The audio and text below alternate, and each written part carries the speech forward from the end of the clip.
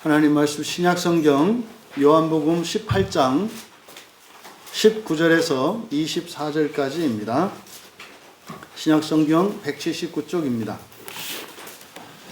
찾으신 분들은 한 목소리로 함께 읽겠습니다. 대제사장이 예수에게 그의 제자들과 그의 교훈에 대하여 물으니 예수께서 대답하시되 내가 드러내놓고 세상에 말하였노라. 모든 유대인들이 모이는 회당과 성전에서 항상 가르쳤고 은밀하게는 아무것도 말하지 아니하였거늘 어찌하여 내게 묻느냐. 내가 무슨 말을 하였는지 들은 자들에게 물어보라.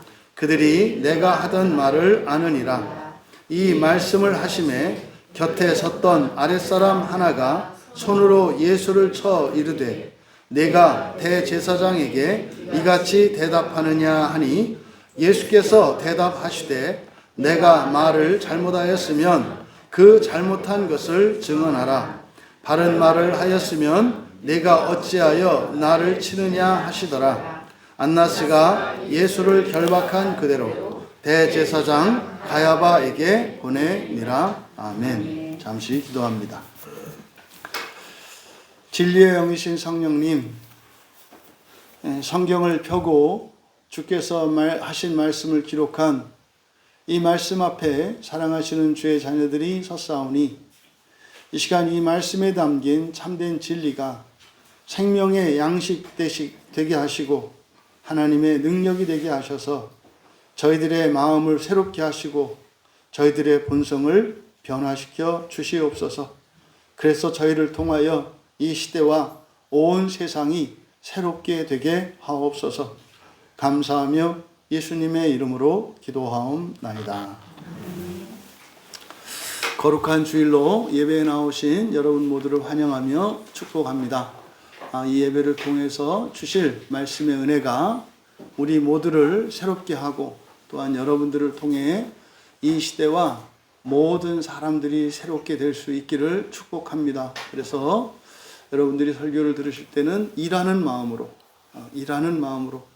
여러분들이 몸을 써서 일하는 게 있고 여러분들의 마음을 써서 일하는 게 있는데 설교를 듣고 성경을 읽는 일은 여러분들이 마음으로 일하시는 겁니다.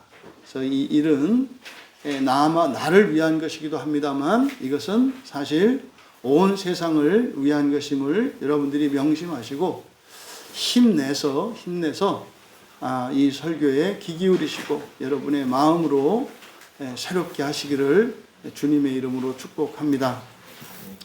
들은 자들에게 물어보라 라는 제목으로 본문의 말씀으로 설교하고자 합니다. 오늘 우리는 겟세마네 동산에서 이제 체포되신 후에 대제사장 안나스의 뜰에 서신 예수님을 우리가 보게 됩니다. 그 칠흑 같은 어둠 속에서 진행되었던 신문이지만 예수님의 대답은 그 어느 때보다도 담대하셨고 그리고 명쾌하셨습니다.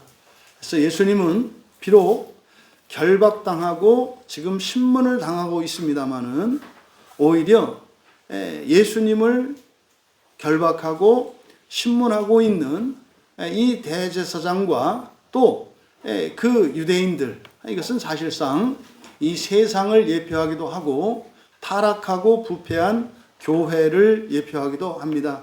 대제사장은 교회로 보셔야 합니다. 물론 우리는 성경을 볼 때 그리스도인들과 대제사장으로 나옵니다만 우리가 신약 성경만 믿는 것이 아니라 구약 성경도 믿기 때문에 대제사장과 서기관 여타의 그 바리새인들, 성경에 등장하는 이들은 구약의 전통 위에 있는 사람들이기 때문에 이들 또한 교회로 보아야 하는 것입니다. 물론 신약 교회를 이야기할 때는 오순절 성령 강림 사건을 교회의 시작으로 봅니다만 그래서 구약에도 교회가 있었단 말이에요. 그래서 광야 교회다 이렇게 말을 하거든요. 그래서 우리가 볼 때 이렇게 신약 성경에 예수님의 말씀을 기록한 복음서뿐만 아니라 서신서에서 이런 거짓 교사들 또 이런 뭐 대제사장, 바리새인 뭐 하는 사람들이 등장할 때 여러분들은 예수를 믿는 사람과 믿지 않는 사람 이렇게 보시면 안 되고, 바른 신앙을 가진 사람과 잘못된 신앙을 가진 사람, 사실은 잘못된 신앙의 핵심은 전통을 따르는 사람들입니다. 그리고 사람의 교훈을 따르는 사람들입니다. 그리고 세상의 법을 따르는 사람들입니다. 그래서 여기에서 지금 안나스 대제사장이 신문한 사건은 요한복음에만 들어가 있는데, 이 또한 요한이 의도하고 있는 바 18장에서 특별한 목적을 가지고 이 사건을 요한만 기록하고 있습니다. 그래서 지금 사실상 예수님은 체포돼서 신문을 당하고 있고 안나스는 신문을 하고 있습니다만, 사실은 이 모습을 보면, 이제 요한이 기록한 이 내용을 보면 사실은 정반대였다는 거예요. 정반대였다는 겁니다. 그래서 이게 좀 주객이 전도되어 있는 것 같은, 이것은 무슨 의미냐면 여러분들이 지난 한 주 여러분들의 삶을 사시면서 일어났던 일이 있습니다. 근데 그 모든 일들에는 영적인 의미가 있습니다. 그래서 항상 모든 사건에는 이 두 가지가 갑니다. 이런 현상과 현실, 사건 속에는 영적인 의미가 같이 맞물려 갑니다. 그래서 어떤 일도 영적이지 않은 일 없습니다. 또 어떤 일도 세속적이지 않은 일이 없습니다. 그래서 오늘 우리가 교회에 모여서 예배를 드리고 있지 않습니까? 그럼 이건 사실은 몸으로 우리들이 모여 있단 말이에요. 우리의 현실이. 하지만 이것에는 영적인 일들이 또한 동시에 일어납니다. 서두에 말씀드렸던 것처럼 우리의 몸으로 일하는 게 있고 우리의 마음으로 일하는 게 있다. 그래서 모든 사건에는 영적인 의미가 있어서 그리스도인들은 그것을 해석해낼 수 있는 사람들입니다. 이거는 여러분 개인사뿐만 아니라 여러분들의 가정사, 심지어는 나라와 민족에 일어나는, 또 이 시대에서 일어나는 여러 가지 사건과 이런 현상들을 통해서 그리스도인들은 그 영적인 의미를 발견해낼 수 있는 사람들이어야 해요. 여러분들이 무슨 과학자가 되고 점을 치고 이럴 필요는 없겠습니다만은 최소한 여러분들은 영적인 의미를 발견하실 수 있어야 한다. 그래서 주변에서 일어나는 일을 예사롭게 보시면 안 돼요. 그래서 관심을 갖고 보시되 그리스도인들은 그것의 영적인 의미를 읽어내셔야 된다. 여러분들이 그리스도인으로서 이렇게 살지 않으면 정말 이 세상은 소망이 없습니다. 그리스도인들이 깨어나서 여러분들이 영적인 의미를 깨닫고 그것에 따라서 여러분들이 대처하고 그렇게 살아갈 때 선한 고난의 삶을 살 수 있고, 그것을 통해 이 나라와 시대 그리고 모든 시대가 변화될 수 있는 것입니다. 그걸 기억하시기 바랍니다. 그래서 오늘 사실상 이 요한복음 18장의 특징이 바로 그거란 말이에요. 실제 일어났던 사건과 영적인 의미가 다르다는 거예요. 그래서 지금 가룟 유다가 입맞춤한 것 삭제해버리고, 또 베드로가 했던 이 사건들, 이것들을 지금 예수님은 다 새롭게 하셔서 마치 부활의 아침과 같이 인생의 새로운 첫날과 같이 지금 만들고 계시단 말이에요. 그 연장선상에서 바로 안나스 사건을 기록하고 있습니다. 그러니까 사실상 지금 이 본문 여기에서 등장하는 안나스는 바로 앞에서는 뭐였습니까? 대제사장 직분이 부패하고 타락했음을 보여줬잖아요. 사람들의 죄를 대속해주는 역할을 해야 되는 대제사장이 심판을 하고 있는 이 시대 상황. 앞서 말씀드린 것처럼 이 시대의 교회는 이 세상, 이 시대에 살고 있는 사람들의 죄를 대속해주는 권세와 사명을 가지고 있어요. 죄를 대속해준다는 게 뭐냐면 없는 돈 생기게 해주고요. 없는 능력 갖게 해주고요. 그리고요, 외롭고 두려움 속에서 고통받고 있는 사람들에게 해방을 시켜주는 역할이에요.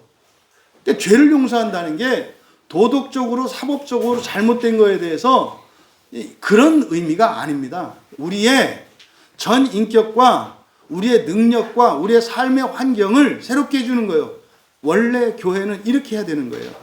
그런데 지금 이 예수님을 체포해서 안나스에게 데려간 이 사건을 통해서 교회를 고발하고 있는 거예요. 교회가 하는 일이 구원하는 일이 아니라 뭘 하고 있다? 심판하는 일을 하고 있다는 거예요. 죄를 오히려 사하고 온전케 하는 역할을 감당해야 되는 교회가 정죄하고 있다 이 말이에요. 그래서요, 교회에 와서 오히려 사람들이 위축되고 주눅들고 멀쩡했던 사람들이 바보가 되는 이상한 일이 일어나요.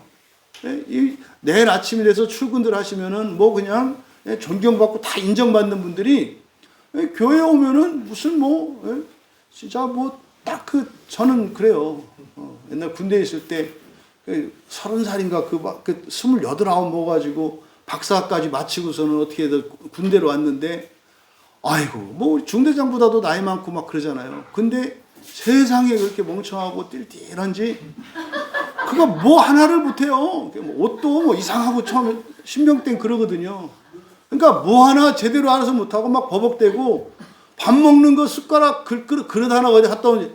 그러니까 교회 안에 있는 사람도 이런 거예요. 그래서 이렇게나 저렇게나 하지 않으면 아무것도 못하는, 이게 이상한 교회. 저는 지금 이 요한복음 18장에 있는 이 대제사장 안나스에게 예수님이 잡혀가서 심판받았던 이 사건을 기록했던 요한의 마음이 오늘 이 시대의 교회를 보는 제 마음과 그렇게 다르지 않아요. 근데 이거는 여러분이라고 예외이겠습니까?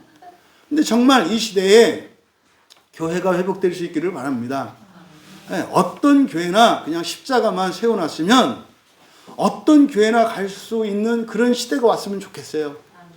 그냥 집 앞에, 눈앞에 그냥 보이는 교회를 아무데나 들어가도 똑같이 은혜가 넘치고 똑같이 살아나고 똑같은 속죄와 사실 구원하시는 하나님의 은혜가 동일하게 모든 교회 안에 나타나기를 진심으로 바랍니다.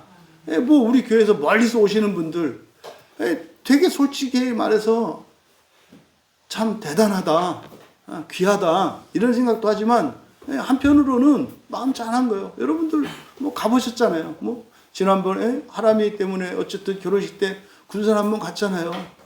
근데 어떻게 진짜 그 긴 세월을 매일 아침마다 그 새벽에 출발해서 와가지고 그렇게 가고 하냐 말이죠. 바본가요? 바본가요? 우리가 혹시 저 멀리서 오는 분들을 바보로 정죄하고 있지는 않은지, 왜 그래야 될까요? 그렇게 교회들이 많은데 여기까지 왜 와야 될까요? 저는 사실 오지 않을 수 있었으면 좋겠어요. 근데 제가 오지 말라고 못해요. 그러니까 정말 이 시대의 모든 교회가 회복될 수 있기를 진심으로 바랍니다. 말씀이요, 말씀이. 교회는 하나님이 창조하시는 곳이잖아요. 그래서 하나님이 창조하실 때는 말씀으로 창조하시잖아요. 성경밖에 없어요. 그리고 성경이면 되거든요. 오늘도 이 사건에 대해서 우리가 다시 한번 살펴볼 때 정말 이 글을 통해서 우리에게 주시려고 했던 그 하나님의 은혜가 우리 모두를 채우고 넘쳐 흘러서 오늘 예배를 마치고 돌아갈 때 우리들이 정말 분명히 우리 마음속에 어느 한 구석에는 새로워진 사람으로 교회를 나설 수 있기를 바랍니다. 그래서 정말 새로운 한 주일을 살아갈 수 있기를 진심으로 바랍니다. 여러분들 안에는 저항하는 힘이 있어요. 변하지 않으려고 하는. 근데 변화하려고 할 때는 언제냐면 완전히 탈탈 털렸을 때예요. 가난해지고 병들고 망했을 때, 이때는 변화되고 싶어 해요. 그때는 변화라고 생각 안 하죠. 채워지길 바라죠. 근데 문제는 뭡니까? 인간적으로 세속적으로 여러분들의 기준에 채워졌을 때요. 이게 이제 진짜 메인 이벤트거든요. 이게 진짜 시험이거든요. 우리는 계속 변화되어야 합니다. 총체적으로요. 그리고 나만이 아니에요. 모두예요, 모두. 왜? 우리는요, 다 연결되어 있습니다. 심지어는 우리가 일면 안식도 없는 뭐 그런 사람들하고도 우리는 다 연결되어 있습니다. 성경의 가르침은 모두 하나님 안에 있다는 거예요. 그게 이제 우리에게 금방 이렇게 느껴지고 이해될 수 없습니다만 성경이 그렇게 말씀한다는 걸 잊으시면 안 돼요. 그래서 우리 주변에 있는 어떤 사람 하나 정말 나무 한 그루 풀 한 포기도 예사로 볼 수가 없는 거예요. 왜요? 우리가 다 하나니까요. 예? 우리가 다 하나니까요. 그래서 정말로 어쨌든 우리 광야 교회 교인들만큼은 나를 위해서 드리던 개인적이고 이기적인 예배가 아니라 이제는 우주적인 그런 예배관을 가지고 임할 수 있기를 바랍니다. 그래서 교회는 쉬러 오는 데가 아니에요. 일하러 오는 데예요. 일주일은 여러분들을 위해서 여러분의 일상을 위해서 열심히 사시고 주의를 거룩하게 지키는 것은 이 예배를 통해서 온 세상과 모든 시대를 위해서 일하기 위해서 나오는 시간이에요. 그래서요, 마냥 기쁘고 즐거울 수 없어요. 보람차고 영광은 있습니다만 항상 꺼려지는 마음이 있고 부담이 있는 거예요. 하지만 우리의 이 헌신과 수고가 헛되이지 않을 줄 믿습니다. 왜냐하면 어쨌든 우리는 말씀 붙들고 있고 성령을 의지하니까 성령 하나님께서 우리의 온전함이나 어떤 그것이 아니라 우리의 마음이거든요. 반드시 하나님께서 이 시간 또한 말씀으로 우리를 또 세상을 이 시대를 새롭게 창조하실 줄 믿습니다. 여러분이 그래서 오늘 우리가 함께 나눌 이 본문 말씀에도 염두에 여러분 사실은 뭐예요? 실제로 이때 일어났던 사건은 뭡니까?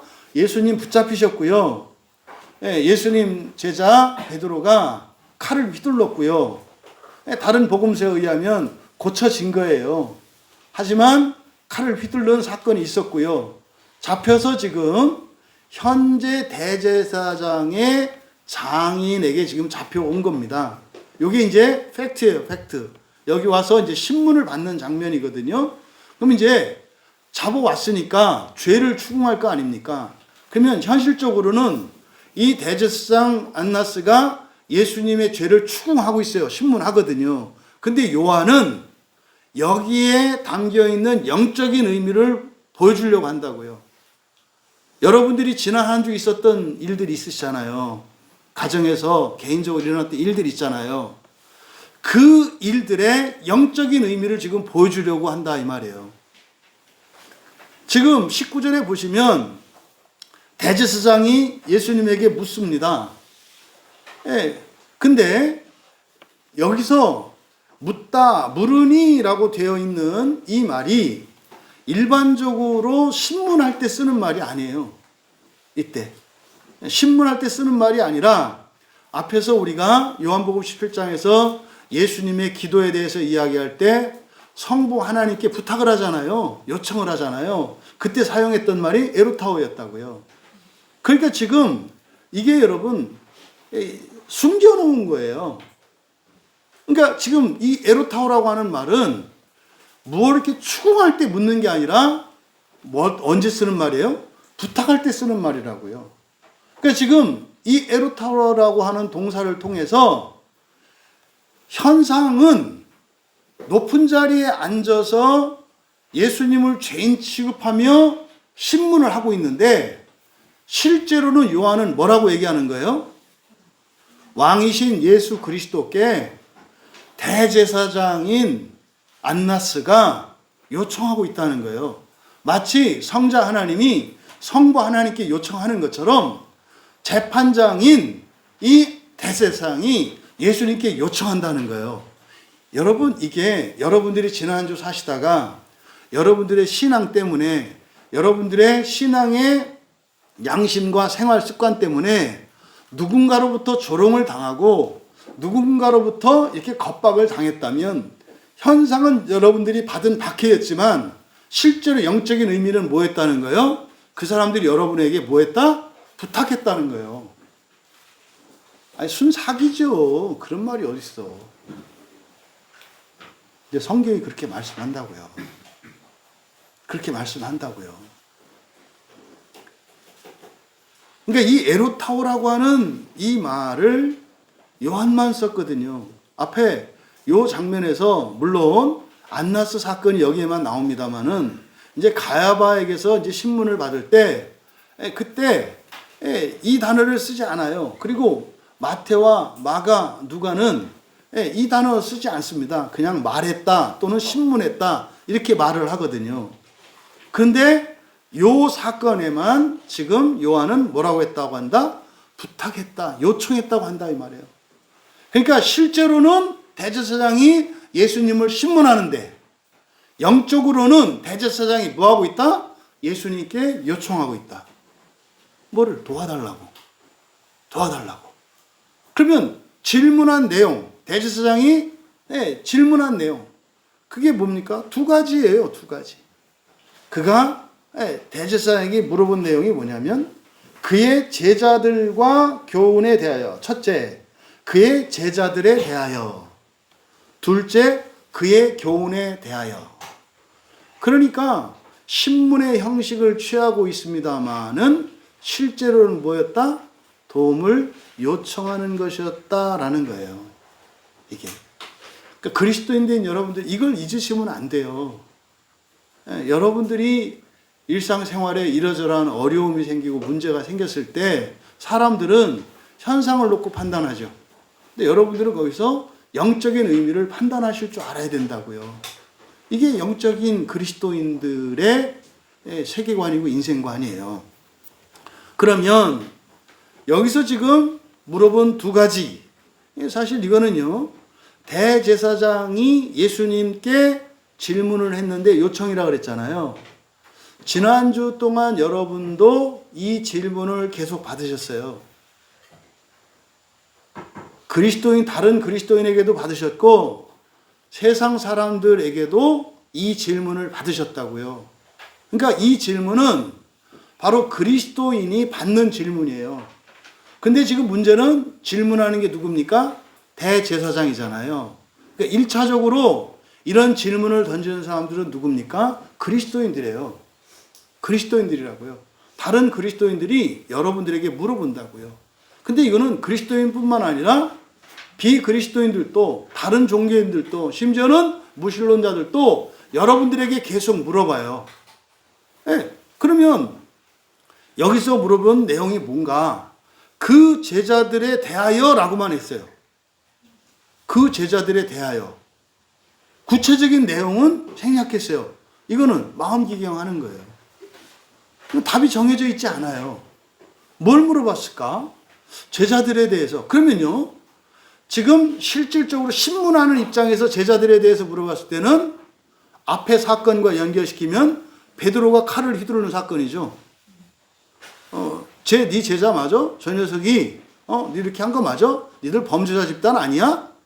뭐 이런 의미로 볼 수 있겠죠. 신문으로 보면. 근데 영적인 의미로 요청하는 거야. 요청하는 의미로 제자들에 대해서 물어봤다면 어떤 거겠어요? 제자들에 대한 호기심과 기대감이겠죠. 네 제자들은 행복해? 네 제자들은 너를 따라다니니까 만족해? 이걸 물어봤겠죠. 왜요? 대제사장은 만족스럽지 않거든요. 지금도 절대 권세를 가진, 영적 권세를 가지고 있잖아요. 그리고 이때는 사실은 사법권까지 가지고 있단 말이에요. 로마 제국으로부터 권력을 받아가지고 사내들인 공회에서 의장 역할을 하면서 권력도 있단 말이에요. 세속적인 권력과 영적인 권력 다 가졌다고요. 로마 교황과 같은 거죠. 그런 거거든요. 근데 지금 그런 대제사장이 사실은 자신도 만족스럽지가 않아요. 행복하지가 않아요. 기쁘지 않아요. 늘 불안해요. 언제 죽을까? 언제 이 자리에서 밀려날까? 언제 또 이 떡고물이 떨어지는 건 아닐까? 이런저런 근심 걱정 갖고 살아요. 그러니까 제자들에 대해서 물을 때 영적인 의미는 뭐겠어요? 네 제자들은 배부르냐? 행복하냐? 뭐 이걸 묻는 거겠죠. 그러니까요, 여러분들에게 사람들이 물어보잖아요. 광야교회 다니니까 좋아? 어때? 뭐 행복해? 교회 다닐만나? 뭐 이렇게 물어보겠죠. 또 두 번째 질문은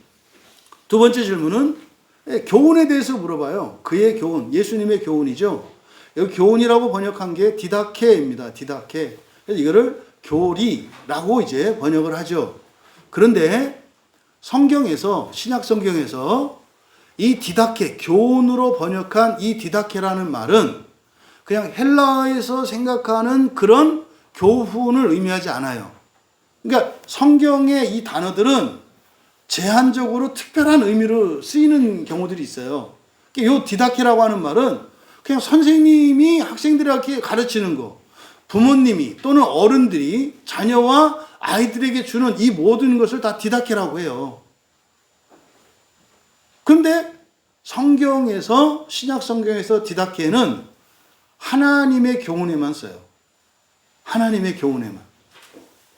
그런데 이게 성경에 사용된 용례들을 보면 마지막 요한계시록 2장에 가가지고 이게 예외가 생겨요.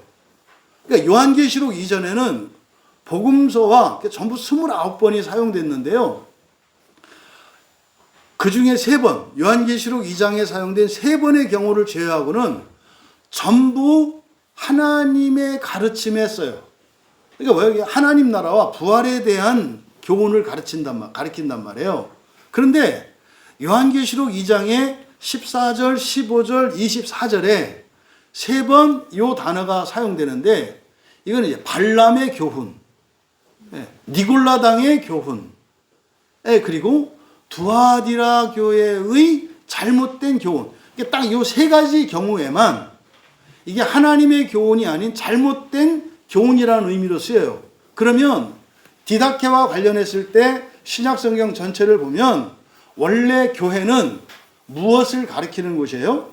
하나님의 교훈, 하나님 나라의 복음을 전하는 곳이에요. 그런데 마지막 요한계시록 가가지고 교회들이 심판을 받을 때 그때 이 디다케가 왜곡된 것을 가르쳐요. 그러니까 3번 이 버가모 교회와 두아디라 교회의 잘못된 교훈을 지적하는데 이때 교훈의 핵심이 뭐냐면 음행과 우상의 제물을 먹는 거예요. 여러분, 음행이라고 하는 말의 핵심이 뭐라고 그랬어요? 성문제로 보시면 안 돼요. 성문제 포함됩니다. 성문제로 보시면 안 된다고요. 음행이라고 하는 이 포르네이아의 가장 기본적인 의미는 사람을 도구하고 수단화하는 거예요. 자본주의는요, 다 음행이에요. 사람의 가치를 재산이나 월급 갖고 매기면 자기의 가치를 돈의 유물을 가지고 그거로 가치를 매면 그거 자체가 음행이에요. 자본주의라는 말 자체가 음행의 시대라는 뜻이에요. 성경적으로 보면. 사람은 목적적 존재지 수단적, 도구적 존재가 아니에요. 여러분들이 다른 사람을 볼 때 능력을 가지고 또는 외모나 어떤 외적인 기준을 가지고 사람의 가치를 판단하는 것 자체가 이게 다 음행이에요. 이때 당시에는 그냥 종교의 시대예요. 신들의 시대거든요, 이때는. 그래서 이때 당시에 이 음행이 성과 관련해서 일어나요. 이게 뭐냐면 각자가 믿고 있는 신에게 제사를 드릴 때 기독교 이외의 다른 신들에게 제사를 드릴 때는 문란한 성이 재래의식 안에 들어가 있어요. 그래서 오늘날도 사이비 교회들에서 꼭 일어나는 문제가 성문제가 일어나는 이유가 뭐냐면 그것을 마치 하나님께 드리는 어떤 말도 안 되는 명목을 붙여서 성을 타락시켜요. 성의 타락의 핵심은요, 부부의 순결을 깨는 거예요. 성 자체가 문제가 아니고요, 부부의 순결을 깨는 게 문제라고요. 부부의 순결을 깨는 게. 그래서 기독교가 성에 대해서 굉장히 터부시하거나 그러지 않아요. 그러지 않습니다. 부부간에는 성에 대해서 자유로운 성과 아름다운 성과 권장합니다.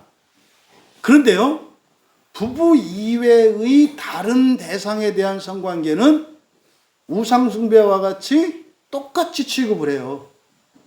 근데 그때 문화적인 의미에 그랬다고요. 오늘날은 여러분, 아니 생각해 보세요. 그때 당시에 이렇게 성적으로 음행한 사람과 오늘날 그리스도인의 음행하는 상황이 그렇게 다를 것 같으세요? 이거 성 문제로만 놓고 보면 확연히 좋아졌죠. 옛날에 비해서. 그러니까 사람들은 옛날에 그 하던 걸 안 한다 그래서 우리는 좀 달라. 이런 생각한다 이 말이죠. 여러분, 여러분의 재산과 신분이 달라짐에 따라 여러분들의 기준과 여러분들의 의미와 책임도 달라져야 되는 거예요. 어린아이일 때는 부모님 말만 잘 들으면 잘하는 거예요. 근데 평생 아니잖아요. 철 들면 어떻게 돼요? 시키기 전에 알아서 하는 일이 일어나야 되잖아요. 이게 철 드는 거 아닙니까? 그러면요, 맨날 부모님이 하던 것만 따라서 하고 이렇게 하는 게 아니라, 선생님이 가르친 대로만 하는 게 아니라, 조금 더 잘하면 어떻게 되는 거예요? 부모가 가지 못했던 거, 알지 못했던 것을 얘기하는 거. 그래서요, 대를 이어가면서 점점 진전이 일어나야 된다고요. 계속해서. 여러분들이 이걸 기억하셔야 돼요. 그래서 이 디다케가 예외적으로 마지막, 그러니까 교회에서 가르칠 때는 성경을 다 말을 해요. 그런데도 그 정신이 지금 우리가 이 안나스의 재판 과정에 이 사건에 영적인 의미를 부여했잖아요. 그럼 반대로 교회에서 성경을 가지고 설교를 해요. 이것이 영적으로는 다른 의미일 수도 있다고 말을 하는 거예요. 세속적인 일도 영적으로 거룩한 거일 수 있고, 영적인 하나님의 말씀을 가르치는데도 이게 세속적인 일이 될 수도 있다고 말하는 거예요. 그게 마지막 요한계시록에 가서 디다케는 하나님의 교훈인데 마지막 판단을 할 때 교회에서 하나님의 교훈을 왜곡시켜서 어떻게 해요? 세속화시키고 도구화시켰다고 얘기한다고요. 저는 감히 그렇게 말씀드릴 수 있어요. 이미 부활을 전하는 교회가 희소합니다. 부활은 부활절날 하는 설교 주제야. 여러분, 기독교의 모든 설교는 기승전 부활이어야 해요. 기승전 하나님 나라이어야 해요. 여러분들이 진짜 다른 교회 교인들보다 다른 교회 교인들이 평생 들을 거에 그냥 그동안 이 광야교회 신앙생활을 하시면서 다른 분들이 부활에 대해서 들은 거에 평생 들을 거예요. 몇 배나 들으셨을 거예요. 그런데 여러분의 실상을 보세요. 한 주만 딱 설교만 조금 안 들어도 부활, 하나님 없어지지 않아요? 흐릿해지잖아요. 눈에 들어오는 게 세상이고 인간이고 나 이렇게 들어오잖아요. 그러니까요, 사실상 주일날 여러분 데려다가 막 그냥 이태리 타올로 팍팍팍팍팍 비벼가지고 바짓한다는 일이 뭐냐면 부활하고 하나님 나라 이렇게 살이야, 살. 여러분이 진짜 속살은 부활과 하나님 나라거든. 근데 막 주일날 오면은 다 덮여서 보이질 않아. 그러니까 이거 이제 밀어갖고 요거 드러내게 하는 거거든요. 부활하고 하나님 나라 잊지 말라고. 일찍. 그거 되냐고. 여러분 아시잖아요. 쉽지 않다는 거. 하나님 나라 같은 소리 하고 있네. 부활 같은 소리 하고 있네. 뭐 신된다고? 그러니까 그거 내다 팔아라. 뭐 이런 마음가짐 하지 않아요? 그래서 여러분, 하나님의 말씀도 왜곡될 수 있다고 요한계시록 가서 말을 해요. 어쨌든 하지만 이 디다케는 성경에서 전부 무엇을 가르친다? 하나님의 교훈이라는 걸 가르친다. 그러면 하나님 교훈이라는 것은 부활과 하나님 나라에 대한 거예요. 전부. 실제로 앞에서 요한복음 7장 16절에서 예수님께도 그랬잖아요. 내 교훈은 내 것이 아니야. 나를 보내신 이의 것이야. 아버지의 것이라는 거죠. 하나님의 것이라는 거죠. 하늘의 것이라는 거죠. 성경은요, 이게 하늘에 관한 얘기예요. 이게 국어 문해력 가지고 읽을 수 있는 책이 아니에요. 국문학 박사가, 세계적인 무슨 작가가 이 책을 설명할 수 있는 게 아니에요. 탁월한 일타 국어 강사가 성경을 펴놓고 강의한다고 해서 보이는 게 아니에요. 왜냐면 이건 영적인 진리를 담고 있거든요. 안 보여요. 그러니까 지금 요한복음 18장도 전 사실 이런 의미인 줄 들어본 적이 없어요. 지금도 찾아봐도 그렇게 안 해요. 그러니까 곤란해해요. 요한복음 18장을 설교하기를 참 곤란해한다고요. 왜냐하면 앞에 있는 공관복음과 너무 사건을 다르게 기술해놨거든요. 그러니까 이 본문을 갖고 설교하는데 공관복음에 있는 사건을 갖고 여기를 설교해요. 왜요? 덮여 있는 거죠. 영적인 게 덮여 있는 거라고요. 그러니까 지금 대제사장의 이 두 가지 질문, 이건 사실은 교회의 고민이고 그리스도인들의 고민인 거죠. 그리고 세상이 요청하는 거예요. 이것 좀 알려달라고. 알려달라고. 예수님을 믿는 게 뭐냐고. 제자 되면 어떤 거냐고. 어떤 거냐고. 또 예수님의 가르침은, 다시 말해 성경의 가르침은 왜 다른 모든 가르침과 다르냐고. 이걸 물어보는 거예요. 이번 주 우리 집사님들 되게 은혜로운 간증이 많았어요. 목요 모임에서도 그렇고 토요일 날 만기형 모임에서도 그렇고 그러는 거예요. 살아난다는 거예요, 사람들이. 이거 내 말로 다는 못하지만 너무 많아서 살아난다는 거예요. 그냥 옆에 사람들이. 예수님이 있을 때 그러지 않았어요? 예수님이 지나가면 막 살아나지 않아요? 이게 그 사람의 첫째 부활의 현재적인 증거라고요. 이게 말입니다. 그리스도인에게는 다 일어나는 거예요. 그런데요, 그것으로 나에게 명예와 돌아오고 영광이 돌아올 때 조심해야 되잖아요. 그때 우리는 내게 돌아온 영광과 명예를 가지고 어떻게 해야 돼요? 또 다른 사람들을 살리기 위해서 우리는 선한 고난으로 가야 돼요. 언제까지요? 죽을 때까지요. 이거 잊지 마세요. 죽을 때까지 이렇게 사셔야 돼요. 근데 왜 그게 부담스럽고 꺼려질까요? 사후 세계를 믿지를 않아요. 여러분들이 몸을 가지고 지금까지 살아온 시간보다 더 확실하고 분명한 그런 시대가 있어요. 사후 시대거든요. 이 세상에서도 행복한 사람이 있고 불행한 사람이 있잖아요. 죽음 뒤에도 그렇다니까요. 이거를 믿질 않아요, 사람들이. 그러니까 여러분, 이 세상에서의 행복과 이런 고난의 총량, 사후에 이런 행복과 고난의 총량이 정해져 있다 이 말이에요. 백백을 쓰는 거예요. 백을 가지고 뭡니까? 천국 백, 지옥 백이 있어요.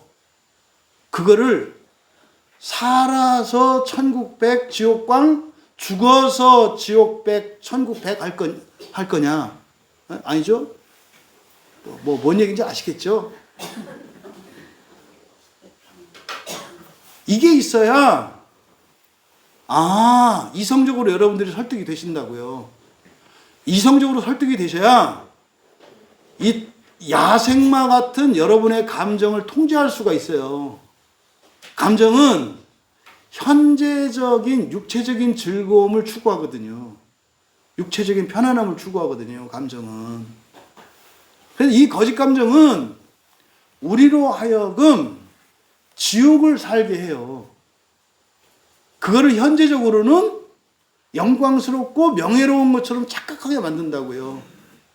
요놈이. 이거를 통제할 수 있는 게 말씀이에요.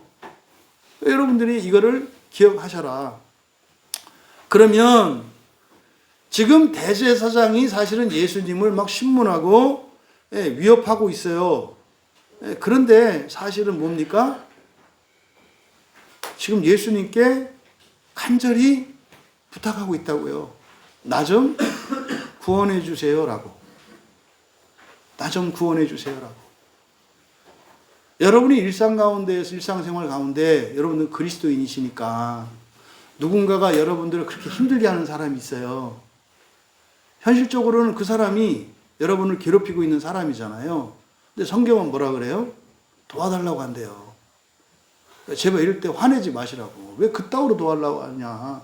말로 하면 내가 얼마든지 도와줄 텐데. 가만히 있으면 도와줄 텐데 오히려 왜 못 도와주게 하면서 도와달라고 하느냐. 원래 죄가 하는 일이 그래요.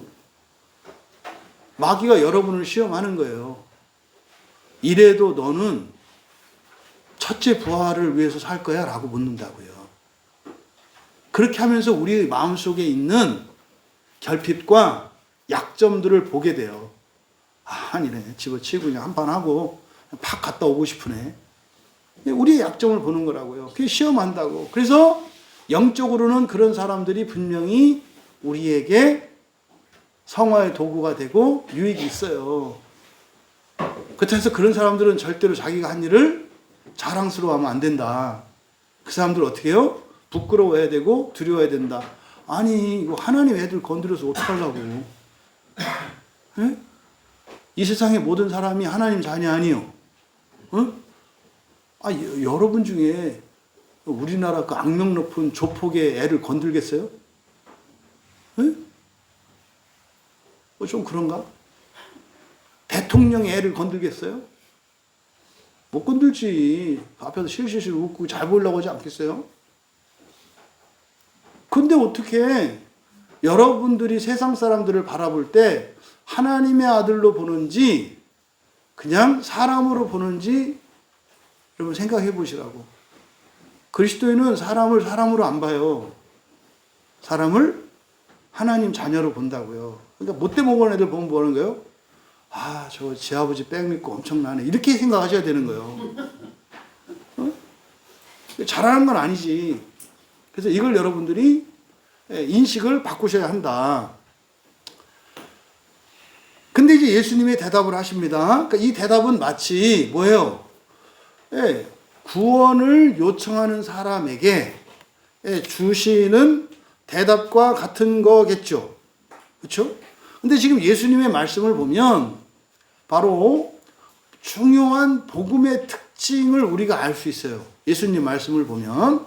그러니까 예수님께서 대답하시되 먼저 내가 드러내놓고 말했다 그래요. 이 말했다가 완료 시제거든요. 그러니까요. 다 하셨다는 거예요. 말씀하셨다는 거예요. 그래서 이 여기서 우리말 성경에 드러내놓고 라고 번역을 했는데 우리가 천국과 지옥을 결정할 때 우리가 선택을 해야 된다. 그런데 예수님 저를 봐서는 지옥 가야 마땅한데 정말 예수님을 믿고 저 지옥 가고 싶어요. 이 말을 못 한다고요. 그 다음에 주님 앞에 가면 우리의 양심이 회복이 돼서 주님 저 낙원 가고 싶어요. 이 말이 안 나와요. 그때 뭐 어떻게 해요? 제가 양심상 못 가죠. 전 지옥 가야 마땅해요. 이러고 막 지옥으로 뛰어든다니까요, 사람들이. 그때 필요한 게 뭐다? 담대함이라 그랬죠? 담대함은 뭐예요? 주님 저 지옥 갈 자격 저 천국 갈 자격이 없는데요. 지옥 가야 마땅한데요. 주님이 약속하셨잖아요. 전 지금까지 그 약속 믿고 산다고 살았지만 지옥 가는 게 맞다는 거 알아요. 근데 주님 약속을 믿고 주님을 목표로 살면 그리고 선한 고난의 삶을 살고 마음을 기경하고 이렇게 하면 된다고 하셨잖아요. 그래서 어쨌든 그 믿음으로 제가 살았거든요. 그러니까 저는 낙원 가는 게 맞아요. 그럼 예수님이 뭐라고 그랬어요? 잘 말했다. 가라 이렇게 하신다고. 그런데요. 이 담대함이 없어요. 그때 가면. 법에 따라서 말을 하거든요.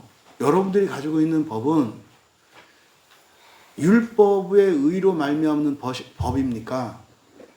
아니면 믿음의 의로 말미암는 법입니까? 믿음의 의로 말미암는 법은요. 내가 첫째 부활하는 그 원인이 나에게 있지 않고 누구에게 있어요? 하나님께 주님, 예수님께 있어요. 그러니까 예수님의 완전하심이 내가 부활할 수 있는 이유지 나의 무엇이 이게 아니에요. 근데요, 우리의 양심이 회복되면은요, 이때 의의 법, 율법의 법을 가지고 우리 스스로 한다고요. 여러분들이 지난 한 주 사시면서 괴로워하시고 죄책감 느끼고 후회하고 미래에 대해서 염려할 때 그때 사용되는 법이 뭐예요? 이게 율법이에요. 이게 죽이는 법이라고요.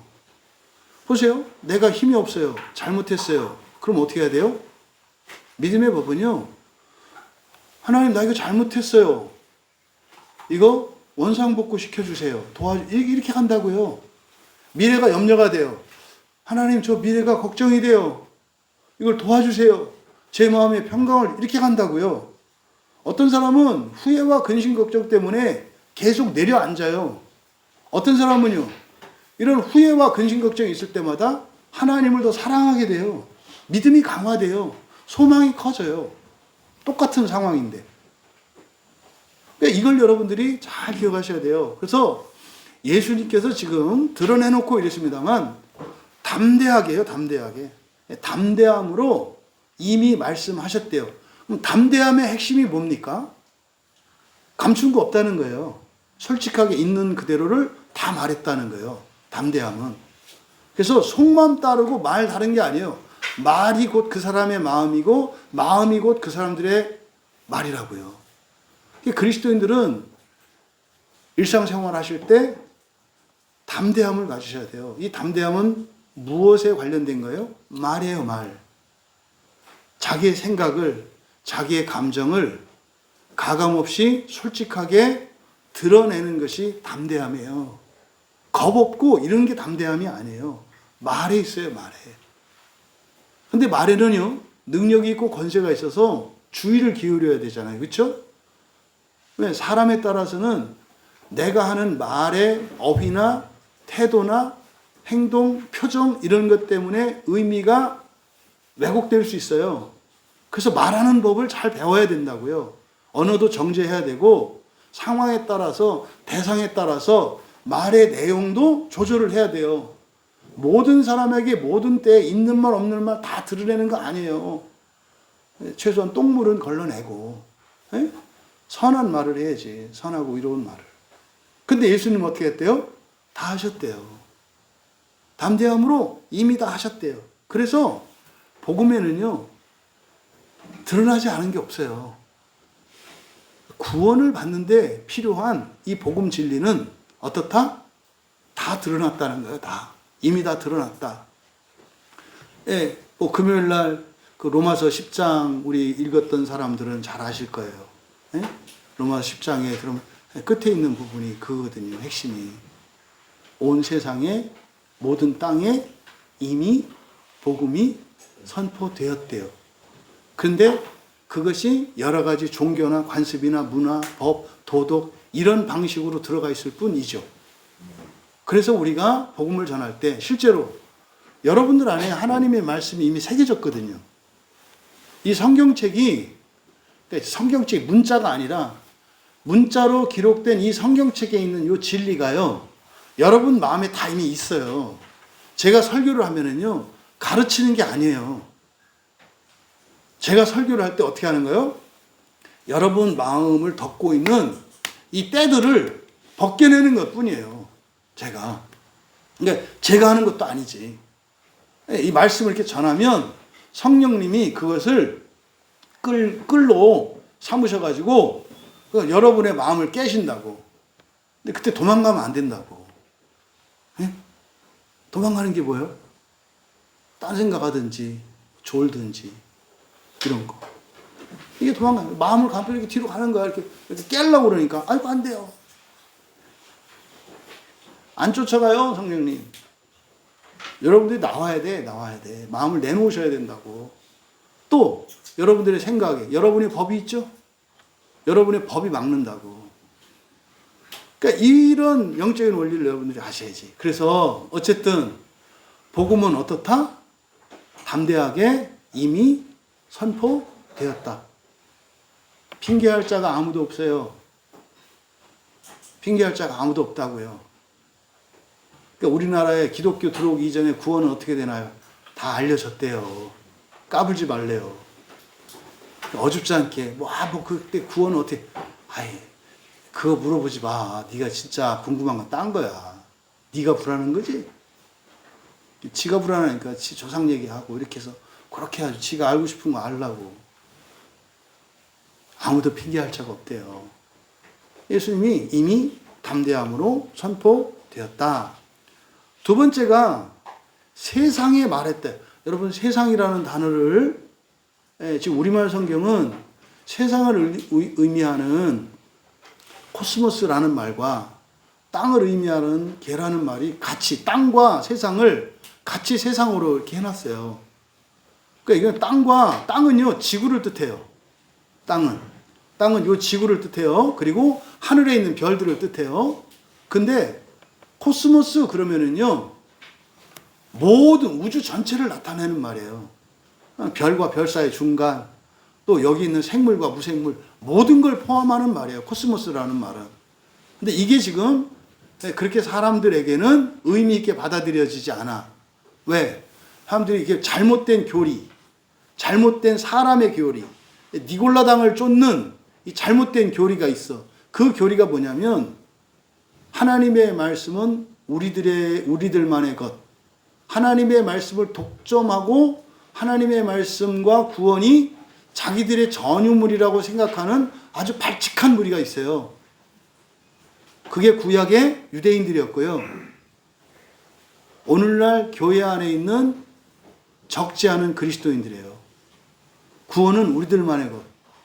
하나님이 얼마나 멋쩍을까. 그러니까 하나님이 90 넘은 뒷방 노인네야.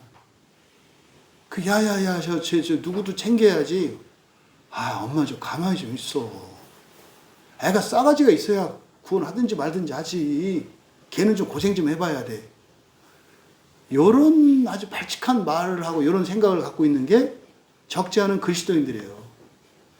아니, 어머니가 다 구원하시겠다는, 아니, 야, 내 통장 갖다 쓰라고. 됐어. 뭐 얼마나 있다고. 무한대니까 없는 줄 알아.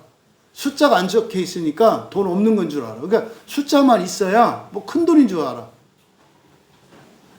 여러분, 그런 그리스도인들 되지 마세요, 제발. 절대로 그러지 마세요. 그래서 여기서는 세상에 이렇게 말했을 때 이거는 그냥 이걸 보편성이라고 말해요. 세상에 말하였노라. 그래서 복음은요, 특정 집단이나 제한된 사람들만을 위한 거 아니에요. 시간적으로는 1등급, 2등급, 3등급, 4등급이 있어요. 시간적으로는.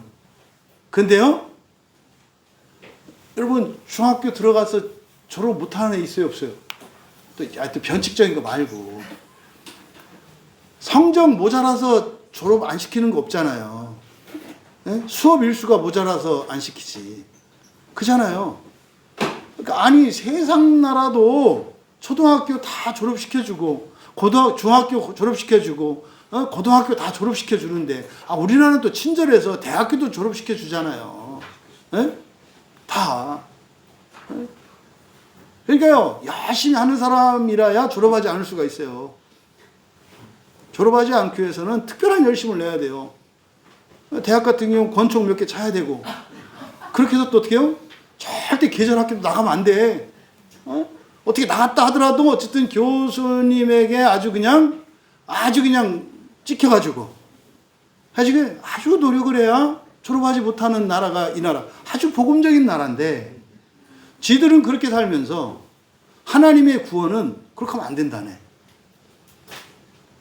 모순 아니에요? 아니, 가족관계를 보자고. 아니, 자기 자식은 잘못했다고 해서 확 지워버려요? 아니잖아요. 내가 주고 하고 품지 않아요?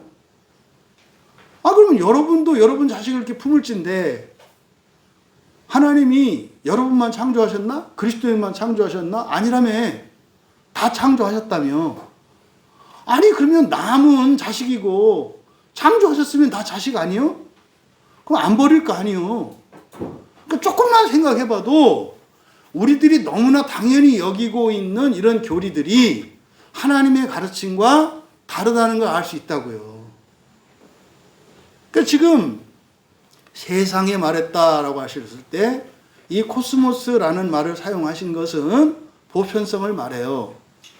또 모든 유대인들이 모이는 회당과 성전, 그러니까 모든 유대인들이에요. 근데 여기는 모든 사람 아니고 뭐래요? 모든 유대인들이래요. 유대인은 한 민족을 의미하죠. 한 민족이. 근데요, 민족 모두에게 한 건 아니죠. 그러니까 모든 민족은 모든 민족이야. 그러니까 유대인 전체야. 그런데 문제는 어디서 말씀하셨다고요? 회당과 성전에서. 그러니까 모든 유대인들에게 말씀을 하셨는데 그것을 들으려면 어디로 와야 돼요? 성전과 회당에 와야 된다고요. 그래서요, 모이는 일에 힘쓰셔야 된다고, 말씀이 있는 곳에 가셔야 한다니까요. 그래서 여기서는 바로 민족 전체에 대한 민족 공동체성이 있고, 그리고 여기는 공간성이 있어요. 그러니까 사실은 여러분들을 통해서 우리 민족 전체에게 복음이 전파되는 효과가 있어요. 근데 그거를 듣는 사람들은 회당과 성전에 있는 사람들이에요. 그러니까 그들을 통해서 어떻게 돼요? 민족 모두에게 전파돼야 돼요. 그래서 먼저 들은 사람들은 책임과 사명이 있어요. 가서 어떻게 해요? 성전과 회당으로 데려와서 들려줘야 한다고. 이거를 여러분들이 기억하셔야 돼요. 또 어떻게 하셨대요? 항상 가르치셨대요. 항상. 여기서 항상이라고 할 때 항상이라는 말이 시간적으로만 말할 때가 있고요. 근데 여기에서 항상이라고 하는 말은 판토테라는 말인데 두 가지 의미를 다 가져요. 그러니까 판토테는 시간적으로도 항상 계속이고요. 그 다음에 또 하나는 뭐냐면 환경과 조건이에요.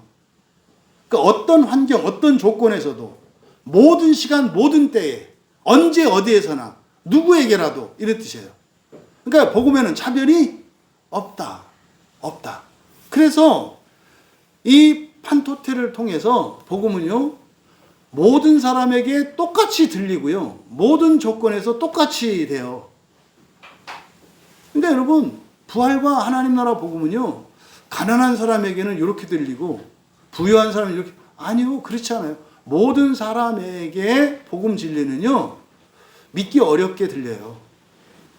모든 사람에게. 아니, 사람이 신이 된다니 웬 말입니까? 예? 무슨 우리가 불사불멸의 존재가 돼가지고 창조하고 산다는 게 뭔 말입니까? 이게 판타지 같잖아요. 그러니까 미국에서 헐리우드에서 만드는 영화들이 거의 적그리스도라. 왜 적그리스도죠? 그건 다 허구다 이렇게 만들거든. 그래서 성경에 있는 얘기들을 하면 사람들이 어떻게 돼요? 영화 많이 본 사람들은 그 영화에서 나오는 얘기를 하네. 그러니까요, 소설이나 이런 문학 작품들을 본 사람들은 이거 소설 속에서 일어나는 일이지. 마귀가 이런 식으로 방해를 하는 거죠. 그래서 반토테라는 말을 통해서 지속성과 일관성을 나타낸다. 그 다음에 다섯 번째로는 또 뭐라고 하셨어요? 은밀하게는 아무것도 말하지 않았다. 은밀하게라고 하는 게 감춰 있는 거거든요. 덮여 있는 거거든요. 근데요, 이거는요, 공개성이죠. 진리는요, 빛이기 때문에 감춰지지가 않아요. 이게 감춰지는 게 아니에요. 그래서 조심한다 그래서 여러분들이 그 첫째 부활과 사람이 신되는 얘기를 감출 수 있냐면 그렇게 되지가 않아요. 어디선가 삐져나와요. 반드시. 진리 자체가 빛되기 때문에 이게 공개가 된다고요. 감출 수가 없어요. 언젠가는 터져나오게 되어 있어요. 그래서 크게 예수님의 말씀을 통해서 이 복음 진리의 다섯 가지 특징을 우리가 유추해 볼 수 있겠다. 그러니까 복음 진리는요, 이미 모든 사람에게 다 드러났어요. 감추인 것 하나도 없이. 그리고 어떻게 해요? 보편적으로, 그리고 공적으로 분명하고 확실하게, 그리고 지속적으로 일관되게 계속 선포됐대요. 우리나라에 기독교가 들어오기 이전에도.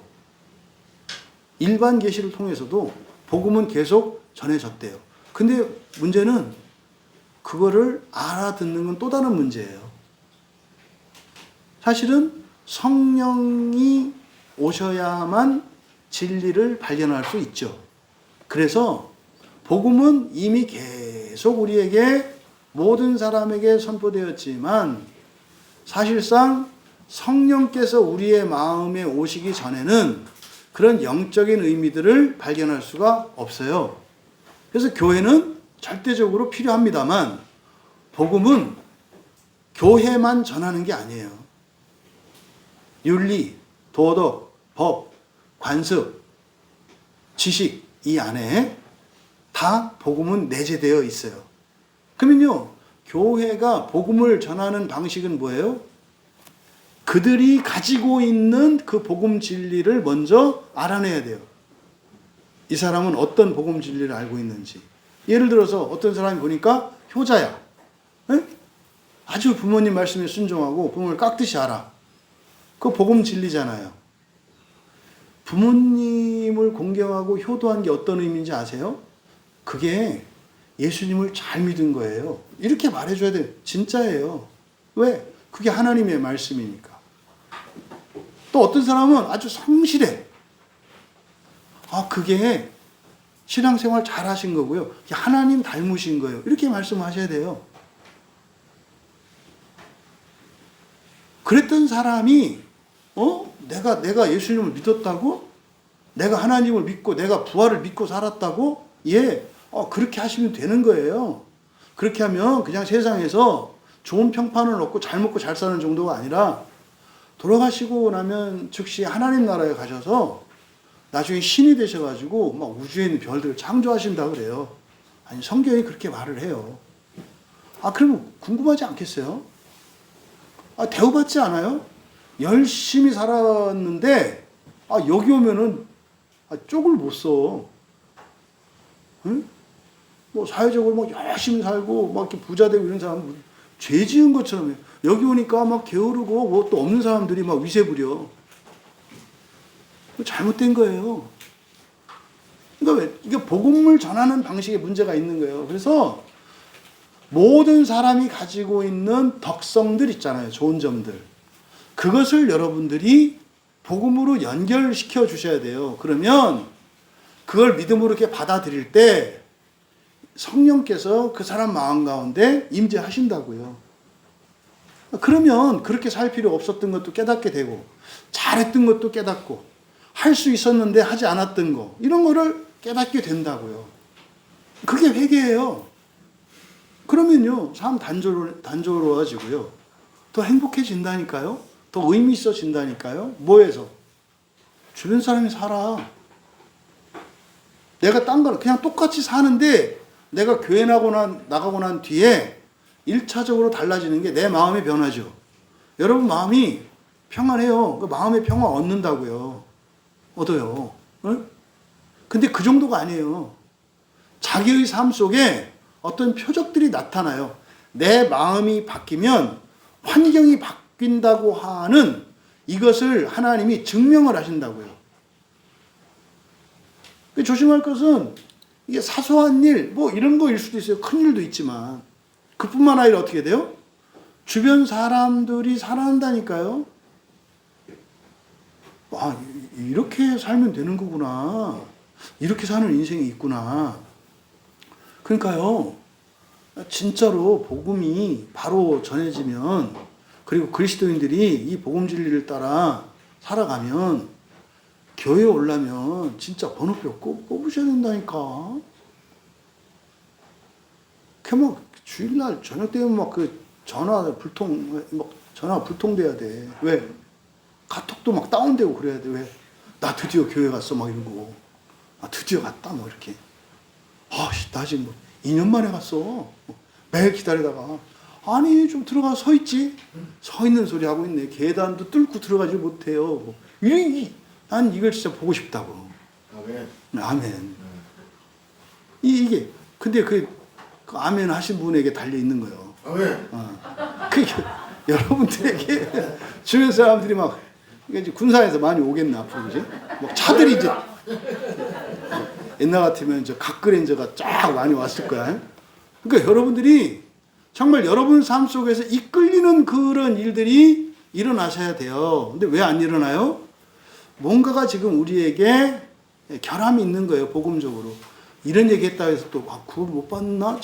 그런 얘기 하지 마라. 이건 상급과 관련된 얘기예요. 상급과. 상급이 뭡니까? 그냥 요만한 별 받을 거냐, 이따만한 별 받을 거냐 이런 뜻이라고. 네, 상급과 첫째 부활은 또 다른 부분이에요. 그러니까 상을 위해서 살아갈 수 있어야 되거든요. 그래서 여러분들에게 전해진 이 복음 진리의 특징들을 생각하시면서 예수님의 그 말씀, 결정적인 한마디를 하시잖아요. 어찌하여 내게 묻냐. 쌩까시네. 아니, 지금 요한이 그렇게 얘기를 하는 거예요. 마치 지금 대제사장이, 영적으로는 대제사장이 예수님께 구원, 어떻게 해야 구원받아요? 연복음 3장에서 찾아왔던 그 사람이 하는 질문처럼 대제사장이 예수님께 날 좀 구원해 주세요. 어떻게 하면 영생을 얻습니까? 어떻게 하면 첫째 부활에 갑니까? 이렇게 물어본 거란 말이에요. 근데 예수님이 이 말씀을 쭉 하시고 21절에서 뭐라 했어요? 어찌하여 내게 묻느냐?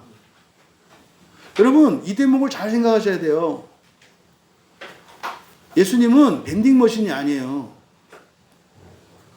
그냥 여러분이 원하는 방식으로 아무 자판기, 여러분 made in you, 그 거기다가 그냥 코인도 또 지 코인이잖아. 그 지 맘대로 넣고 누르면 예수님이 딱딱딱딱 진리로 구원의 복과 은혜를 줄 거라고 생각하지 마시라고요. 예수님도 뭐 하신다? 쌩 하신다. 그러니까 여러분, 어찌하여 내게 묻느냐? 그러니까 여러분들이 항상 기도한다 그래서 하나님이 들으실 거라고 생각하지 마셔라. 그러니까 그 기도 들어주면 여러분한테 큰 화가 되는데 그거 들어주나? 여러분들은 여러분 자녀들이 엄마 나 이번 주 너무 화가 나가지고 저 안양시청 폭파하게 폭탄 하나 사줘요. 그럼 사줘요? 그런 부모가 어디 있어? 학교 오늘 어제 선생님 나 망신 줘가지고 확 그냥 파이어 하려고. 그걸 해주는 부모가 어딨냐고. 하나님도 마찬가지예요. 그러니까 여러분, 방식이 있고 정해진 길이 있어요. 구원의 길은. 그래서 뭐라고 하세요? 예수님이 내가 무슨 말을 하였는지, 그러니까 뭐예요? 답은 이미 주어졌다. 그러니까 이미 들은 자에게 물어보라. 이때 당시에는 아직 성경이 없어요. 우리처럼 완성된 성경이 없다고.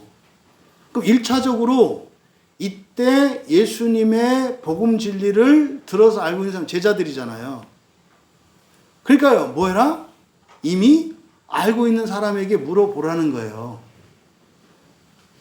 그러니까요, 얼마나 웃기냐면 요즘에도 사람들이 뭐 산에 올라와 우리가 성령의 음성 듣겠다고, 하나님 계시 듣겠다고, 정신 나간 사람들이 있어요.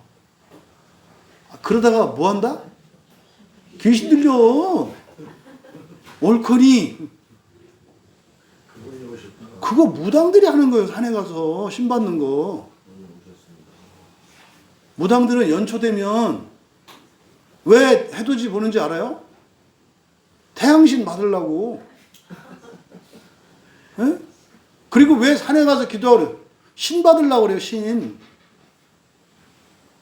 성령은 그렇게 받는 게 아니에요. 성령은 어떻게 받아요? 성경이 성령이에요.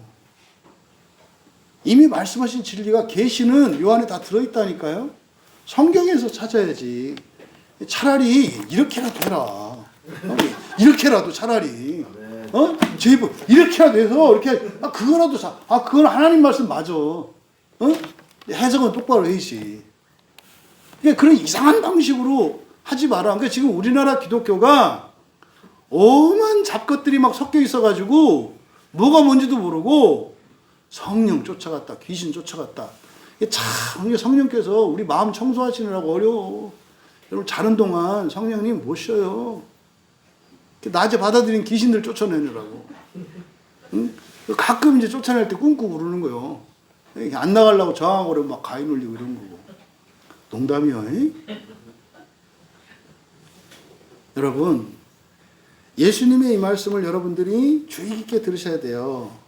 누구한테 들어봐라? 물어봐라? 이미 들은 자. 이미 들은 자에게 물어봐라 그러셨잖아요. 여러분이 대제사장 입장했다고 생각해봐요. 영적으로. 내가 대제사장이야. 그런데 복음 진리를 예수님한테 자존심 확 누르고 물어봤잖아요. 그러면 사실 물어본 게 영광이잖아. 어서 옵쇼 하고 얘기해줘야 되잖아. 그렇죠? 근데 빵 튀기네. 그러니까 니놈들은 안 돼. 이제 이렇게 가는 거지. 근데요, 예수님이 이 말씀, 이게 지금 여러분 어디 이게 떠오르는 성경 기사 없어요? 이게 막 도와달라고 막 하는데, 예? 그쵸. 예, 그것도 그렇고 또 하나 지금 안 하잖아요. 이게 여러분들이 목사님들이 성경을 따르는 분인지 아닌지를 이렇게 판단할 수 있는 기준이 되는 성경 본문들이 있어요.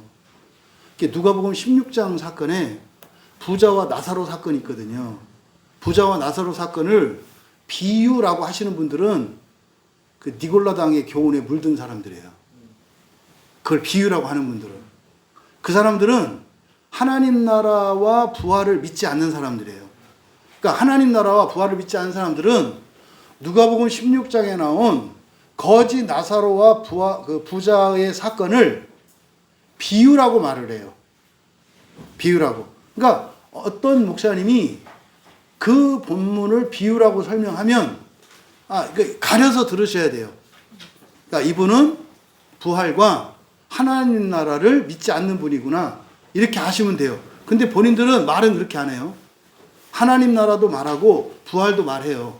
근데 그분들에게 부활이 뭐예요? 하고 물어보면은 죽었다가 살아나는 걸 부활이라고 그래요. 하나님 나라가 뭐예요? 그럼 지금 여기 교회가 하나님 나라라고 해요. 성경과 달라요. 그런데 비유에는 실명을 쓰지 않는다고요. 한 거지, 한 부자 이렇게 하지 실명을 쓰는 거는 뭐라 그러세요? 이거는 법정 문서와 같이 증거로 이렇게 제시하는 거예요. 실명을 쓸 때는. 그래서 거지 나사로 그때 우리가 나사로 살아나간 사건 가지고 했잖아요. 이거 소설로 써도 참 돈 좀 벌 수 있을 거라고. 성경에 나오는 나사로. 죽었다 살아난 나사로. 문득병 걸렸다가 살아난 자. 고쳐진 자. 또 뭡니까? 평생 거지로 살다가 죽은 날. 이거를 동일 인물로 놓고 그걸 그냥 하나의 이야기로 쭉 풀어나가면 아주 마음 기경도 되고 은혜도 끼치고 아마 대박이 날 거다. 글 쓰는 사람들은 이런 거 성경에 잡아서 썼으면 좋겠어요. 말씀드리는 취지는 뭐예요? 누가복음 16장에서 그 부자는 죽어서 지옥 갔거든요. 근데 조심하셔야 돼요. 누가복음 16장의 부자는 누구냐면요. 교회 한 번도 빠진 적이 없는 사람이에요. 한 번도 빠진 적이 없다고. 시간 약속 늦어본 적 없어요. 율법 다 외우고 있어요. 11조? 10에 3조 해요. 유대인들은. 10에 3조예요. 기도 하루 3번 기본이죠. 어긴 적 없어요. 동네 사람들 구제하고 이렇게 하는 사람이에요. 흠이 없는 사람이에요, 이 사람은. 그런데 지옥 갔다고 말한다니까요. 근데 그 부자가 지옥 간 이유가 뭐죠? 부자 쪽에 가까우신 분들이신가? 그 부자가 지옥 간 이유가 뭐예요? 딱 한 가지예요. 너는 살아서 고생한 적이 없어요. 넌 살아서 고생한 적이 없어. 고생한 적 없는 게 지옥 간 이유라니까요. 여러분, 말씀드렸잖아요. 지옥과 낙원의 분량은 모든 사람에게 정해져 있다니까요.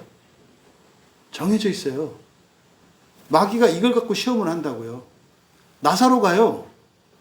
여러분, 그 거지가 되고 막 병 걸려 그렇게 살기 쉬워요? 무지하게 노력해야 돼요. 일자리 줘도 하지 말아야 되고. 예? 그러니까 절대로 이렇게 하면 안 돼. 그리고 이스라엘 사람들은요, 희년제도가 있어요. 요벨이라고 하는 희년제도가 있어서 50년에 한 번은 재산이 회복돼요. 부채가 탕감되고요. 새로운 인생을 살아갈 수 있는 기회가 인생에 한 번은 와요. 뭐 재수 없어서 희년 다음에 태어나가지고 49살까지 살아면 안 올 수도 있어. 근데 참 그것도 어려워. 대부분은 평생에 희년을 한 번 맞아요. 희년을 맞으면요, 자기 조상들의 재산을 회복해요. 그러니까 부채도 다 탕감되고, 그래서 성경에서는요, 이 희년제들을 통해서 사실은 우리에게 이 희년이 주일이에요. 희년이 주일이라고. 그래서 이 주일을 통해서 여러분들이 모든 과거가 청산될 수 있고요, 새로운 삶을 시작할 수가 있어요. 그렇다고 은행빚을 갚아준다는 건 아니에요. 영적으로. 근데 영적인 변화가 일어나면 환경적인 변화가 일어난다 그랬죠. 일어나요. 일어난다고. 그래서 구약에서는 그런 철저한 거지가 되는 거는요, 고향으로 안 간 거예요. 고향으로. 왜냐하면 희년이 되면 고향으로 가면 자기 땅이 있어요. 조상으로 물려받은 땅이. 그래서 새 출발할 수 있거든요. 근데 이 사람은 뭐 한 거예요? 안 간 거야. 그때 나중에 보니까 이 사람이 일부러 안 갔나 싶어. 일부러 안 갔나 싶다고. 그러니까 왜 그렇게 쌩 고생을 하면서 산 거예요? 첫째 부활을 알았나 봐.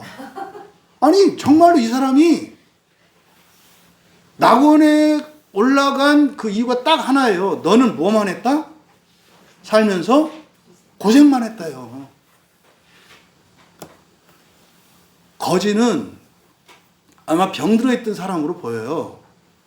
그러니까요, 저도 안 먹었을 것 같아요. 뭔지 모르겠지만.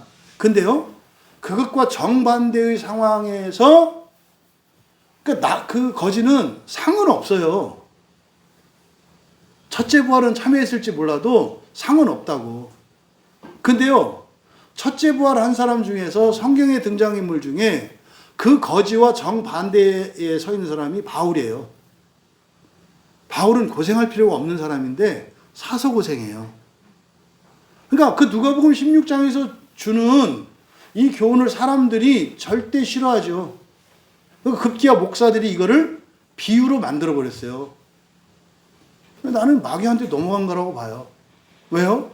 여러분, 만약 오늘날 교회에서 여러분 살면서 막 고생만 해도, 진짜 좋은 거 하나 없이 고생만 하셔도 그거 지옥 안 가고 천국 가요. 그 복음으로 들리겠어요? 여러분 살면서 막 고생 안 하고 이렇게 살면 지옥 가요. 이 얘기 할 수 있겠어요, 목사님들이? 특히 서울 강남 이쪽에 가서? 쫓겨날걸? 또 그러겠지. 맞아. 왜 그러냐 했더니 걱정거리가 많아. 그냥 돈을 써도 막 돈이 늘어나. 돈이 마르질 않아서 걱정이 많기도 할 거야. 이러면 안 되는데. 그건 걱정이 아니지.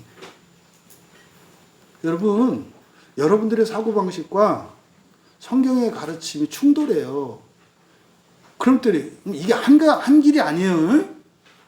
첫째 부활에 이르는 길이 그러면은 거지처럼 고생만 하면서 살아야 된다. 한 가지 길이라고. 첫째 부활에 대한 다양한 길이 열려 있어요. 다양한 길이. 왕으로 살면서요, 얼마든지 첫째 부활할 수 있어요. 그러니까 엄청난 능력과 부와 명예를 가지고도 참여할 수 있고요. 근데 거기에는 시험이 있다고. 차라리 시험에 들 바에는 뭐가 낫다? 나사로가 낫다. 이건 여러분들이 아셔야 돼. 그럼 여러분들이 살면서 방만한 삶을 못 살게 돼요. 여러분한테 물어보라고. 너 이렇게 살다가 지옥 갈래? 차라리 그보다 나사로가 낫지 않니? 이걸 여러분들이 하루에도 수십 번 되뇌이셔야 된다니까요. 그러니까 뭐 해라? 선한 고난에 참여하셔라. 선한 고난에. 그러니까 영적인 오지랖을 피시라고. 누군가를 살리기 위해서, 누군가를 위해서 아파하고, 누군가를 위해서 쓸데없는 것까지 보이는 일들을 하셔라. 목적은 구원을 위하여. 구원을 위하여, 누군가의 구원을 위해서 마음도 좀 아파라. 여러분들이 가족과 부모, 형제들을 위해서도 마음 아파하지 않는다면 여러분 마음은 지금 돌덩이처럼 굳어있는 상태예요. 그거 깨려면 지옥 가야 돼요. 그러지 마시라고. 지금 예수님의 이 말씀을 통해서 그때 그런단 말이에요. 부자가 아브라함한테 요청해요. 누가복음 16장 27절에서 31절을 보면은 아버지, 조상이죠. 조상님, 구하오니, 에로타오예요. 이게 똑같은 장면이야, 지금. 이 대제사장이 하는 거나, 대제사장이나 부자나 위치가 같아. 예수님께 에로타오 하는 거나, 그때 아브라함에게 에로타오 하는 거나 똑같아. 그래서 돼요? 나사로를 좀 보내주세요. 죽은 자가 살아나면, 가서 믿을 거예요. 근데 예수님이 뭐라 그래요? 야, 모세하고 선지자들에게 듣지 않으면, 이게 뭐냐, 구약 율법이에요. 성경을 통해서 그거 듣지 않으면 나사로가 살아서 간다 해도 고난을 받지 않을 거야. 이 기도 들어줬을까요? 안 들어줬을까요? 전 들어줬다고 믿어요. 그때 살아난 게 누구예요? 나사로예요. 저는 그렇게 이해를 해요. 그런데 보십시오. 나사로가 살아났을 때 사람들이 어떻게 했나? 예수를 믿은 게 아니라 죽이려고 했어요. 죽이려고 했다고요. 기적이 일어나도요, 기적이 일어났을 때 두 가지 반응이 일어나요. 믿는 사람은 더 확실히 믿게 되고요, 안 믿는 사람은 더 확실히 안 믿어요. 그래서 기적이 무조건 좋은 거 아니에요. 근데 여러분, 예수님의 말씀은 지금 이 자리에 있는 우리를 통해서요, 우리 민족 모두에게 말씀하고 계시는 거예요. 증거는 충분하다. 증거는 충분하다. 그래서 내 말을 듣고 변화된 저 사람들이 나의 증인이다. 이렇게 말씀하시는 거예요. 예수님께 직접, 하나님께 직접? 아니요. 예수님의 제자된 첫째 부활을 믿는 여러분들이 다른 사람들에게 대답이 돼요. 그리고 오늘날은 성경이 대답이 돼요. 성경을 그대로 믿으면 되는 거예요. 그런데 예수님의 이 말씀에 대한 세상의 반응을 보세요. 이게 담대하게 이렇게 선포하신 예수님 앞에 22절 보니까 어떻게 돼요? 곁에 있던 아랫것 하나가 손으로 예수를 쳤다. 그러니까 예수님을, 진리를 말하는 사람이 누구만 못하다? 아랫것만 못하다. 그 진리를 말하는 순간 세상에서는 뭐가 된다? 아랫것만 못하게 된다. 세상 지식은요, 높아져요. 세상 지식은 높아진다고요. 영광이 따라요. 그런데요, 하나님 나라의 복음 진리를 가지면 어떻게 돼요? 아랫것보다도 못한 사람 돼요. 김영 요새 왜 이래? 이 사람이 좀 이상해서 약간 띠띠해지고 이상해졌어? 뭐 현실 감각이 없어? 뭐 이렇게 뭐 꿈꾸는 사람 같아? 지금 어려운 상황인데 이렇게 희죽희죽 웃고 지금 그럴 때야? 왜 그래? 그런 거죠. 여러분, 복음 진리는 세상에서는 가치 있게 보이지 않아요. 허황되고 허무맹랑하게 그래요. 그러면요, 세상이라고 할 때 여러분들은 이걸 세상으로 적용하시면 안 돼요. 여러분 안에 있는 세상의 정신은, 여러분 안에 있는 세상의 가치는 복음 진리를 우습게 안다고요. 그래서 우선순위가요, 밀려요. 우선순위가 밀린다고. 그렇잖아요. 여러분, 시간 없어서 성경 못 보잖아요. 그죠? 시간 없어서 성경 못 보시잖아. 응? 시간 없어서 설교 못 듣고. 너무 바빠서 교회 못 나오고. 그죠? 그게 세상이에요. 세상이라고. 여러분. 일당 2배만 줘도 사람들이 문전성시를 이루는데 교회 일당이 얼마나 될 것 같으냐고. 시급도 안 주는 것 같아. 시급이 아는 게 아니지. 삥 뜯기고 오지 가서. 헌금하고 오잖아. 이게 지금 그리스도인이라 하는 사람들의 사고 방식이에요. 여러분들은 하나님의 능력으로 삽니까? 자기 능력으로 삽니까? 여러분들이 고민해 보셔야 돼요. 그냥 두지도 않아. 패. 패도 왜 그렇게 무자비하게 패해? 에? 손으로 예수를 친대요. 뭐 손으로 쳤으니까 뭐 등짝 쳤겠어요? 보나면아? 뺨 쳤겠지. 에? 여러분 잊지 마세요. 이렇게 세상 사람들은요, 이 세상의 정신은요, 진리를 싫어합니다. 진리를 미워합니다. 그러니까 복음 바로 전하면요, 뺨 따고 맞아요. 뺨 따고 맞는다고. 근데 그 맞으면 어떻게 된대요? 맞아서 천국 간대요. 맞고도 휘죽휘죽 웃을 수가 있는 거예요. 미친놈들이지. 그렇게 몇 번 하시면 여러분 딱 미친놈처럼 딱 내놓으면 그 다음 좀 편해져요. 안 때려 말해도. 원래 그래. 인정받을 때까지가 이렇게 좀 핍박이 있지. 여러분 딱 인정받고 나면 딱 인정해 준다고. 그럼 나중에 그 사람들이 여러분을 따라서 해. 가만히 생각해보니까 엄청 자유로워 보이거든. 뭐 그렇게 하는데도 그 버티는 걸 보면 처음에는 뭐 걱정되다가 나중에는 그 자유를 봐요. 어떤 자유? 박해하고 핍박하고 겁을 줘도 계속 가는 자유. 뭐지? 이거는 진리가 주는 자유잖아요. 그거예요. 그러니까 세상은 사실은 왜 진리를 싫어할까요? 근본 감정 뭐겠어요? 이 근본 감정이 움직여요. 근본 감정이 움직이면 끝에는 미움으로 바뀌거든요. 미움은요, 폭력적이에요. 미움은 폭력적이라고.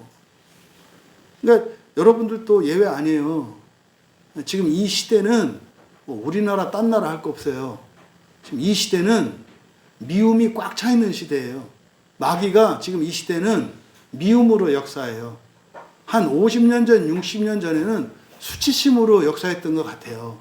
근데 지금은 미움으로 역사하고 있어요. 지금 미움이 대세예요. 미움이.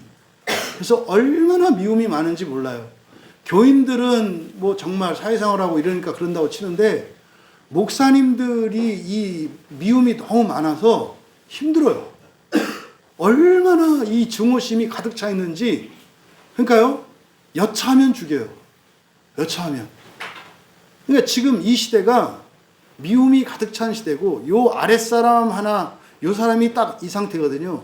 미움이 아주 충만한 상태예요. 미움은 살인이다 그러잖아요. 때리는 게 폭력은 살인의 한 방법이거든요.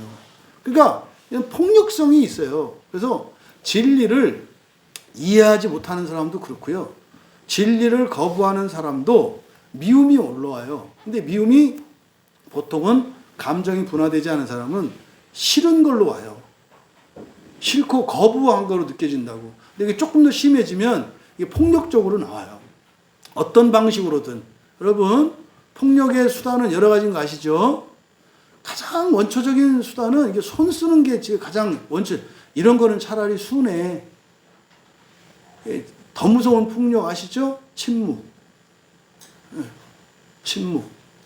더 무서우면 이제 레이저까지 쏘면 이제 더 죽이지 뭐. 침묵에다가 레이저 쏘면 칵칵칵 죽어 나가지 마. 여러분, 이 폭력이라고 그랬을 때 물리적이고 육체적인 것만 생각하시면 안 돼요. 정신적이고 영적이고 문화적이고 여러 가지 면에서 이런 폭력이 있어요. 그런데 예수님이 그런 얘기를 딱 맞으셨는데 하는 말씀 보세요. 아니, 야, 내가 말 잘못했으면 뭐 잘못됐는지 말을 해. 왜 패해? 이런 거잖아요. 그리고 아니, 그리고 내가 틀린 게 없으면 네가 나 왜 때려? 이거 뭡니까? 지금 예수님이 하는 말이 화내셨을 것 같아요? 어떻게 하셨을 것 같아요? 저는 예수님이 화낸 것으로 보이지 않아요. 때린 그 사람을 부끄럽게 하시려고 하는 것 같아요. 네? 때릴 이유가 없는데 때렸다는 걸 가르쳐 주는 거예요. 뭐예요? 죄를 가르쳐 주시는 거죠. 죄를.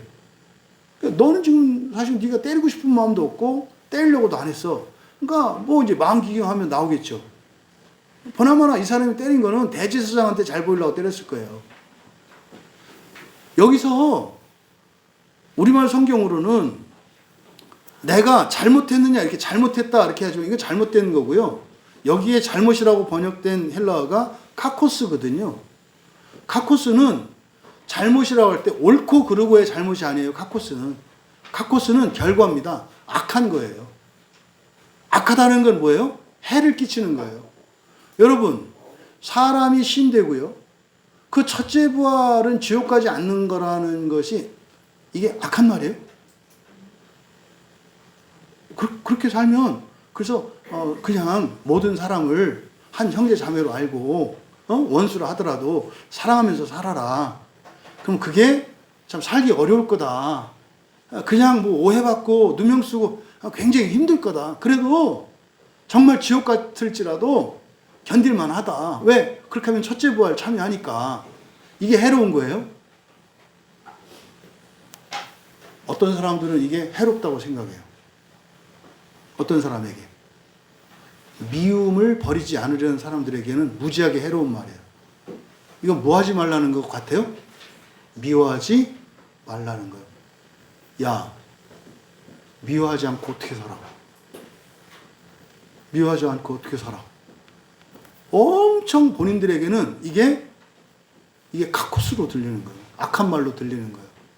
그러니까 뭐요? 지는 목사니까, 지가 사회생활 안 하니까, 지가 직장에서 윗사람들한테 한번 시달려보지 않아서 그러지. 지가 개인 사업을 안 해봐가지고 한번 진짜 갑질하는 사람은 전 다 겪어봤거든요. 영업도 해봤고 직장생활도 해봤고 다 해봤거든요. 몰라서 하는 거 아니에요. 근데 그 사람들에게는 성경 말씀이 악해요. 여러분들도 왜 성경 말씀을 다 순종하지 않을까요? 악하다고 생각하기 때문에 그래요. 그렇게 하면 손해가 될 것 같아요. 해를 입을 것 같아요. 사는데 도움되는 게 아니라 오히려 불편할 것 같아요. 그러니까요, 발라서 먹잖아요. 뭐 우리나라만 뭐 부위별로 먹는다면서요. 뭐 딴 나라는 모르겠지만. 예? 안심상. 우리나라 사람들 보면은 막 다 저 육류 가공업자인 줄 안다잖아요. 소, 돼지 부위를 다 알아. 그 살 이름을. 갈매기살, 무슨 뭐 이거를 그 전문가들만 알 수 있는 게 우리나라 사람들 딱 기본이야. 막 밥 먹으러 가서 고깃집 가면 놀랜다잖아요. 뭐 옆에서 뭐 여기 근처에 연구소 있어? 우리 사람들이 막 무슨 살 막 하는데 거기다가 뭐 에이플 투플 뭐 이거 뭐 연고 몇 살이야? 앙컷이야? 수컷이야? 막 이거까지 따지고 그러니까 우와 다 뭐 육류 가공업자들만 오는 데인가. 여러분 잊지 마세요. 하나님은 선하셔요. 하나님 말씀은 선해요. 그런데 때로는 그게 우리에게 어떻게 들려요? 아프게 들려. 근데 그게 선해. 내 기준에 맞지 않아. 근데 그게 선해요. 그게 하나님을 믿는 거고, 예수님을 믿는 거고, 성령님을 믿는 거고, 그게 여러분들이 가져야 되는 믿음의 핵심이에요. 그러니까 예수님이 복음을 전한 게 악한 일이냐는 거예요. 생명을 살리려고 하는 그 말이 너희한테 왜 그렇게 아프냐? 그 얘기만 봐도 하나님 나라와 부활의 구원을 싫어한다는 걸 알 수 있잖아요. 그러니까 지금 예수님을 뺨을 때렸는데 이 사람에게 화를 내시는 게 아니라 이 사람에게 어떻게 해요? 사랑으로 진리를 말씀하고 있는 거죠. 깨우쳐 주시려는 거예요. 야, 잠깐만, 나 때린 건 괜찮은데 너 왜 때렸는지 생각해봐. 네가 날 때릴 이유가 없지 않니? 이게요 지금. 그러니까 사실은 사람들이 교회를 미워하고 여러분들을 미워해야 될 이유가 없어요. 왜 미워해요? 근데 여러분들이 거기서 화를 내시면 안 돼. 제가 뭐 이렇게 악한 일을 했어요? 우리 교회가 왜 이렇게 나빠요? 우리 교회는 부모님한테 효도 안 하면 막 지옥 간다고 그러는데, 그 지나친 건가요? 효도 안 해도 그냥 지옥 가지 말고 부활해야 되는 건가요? 애들 말 안 들으면 우리 교회는요, 막 지옥 간다고 얘기해요. 아내들한테 남편 말 안 들으면 지옥 간다고 그래요. 남편들한테는 아내를 사랑하지 않으면 지옥 간다고 그래요. 해 드시나요?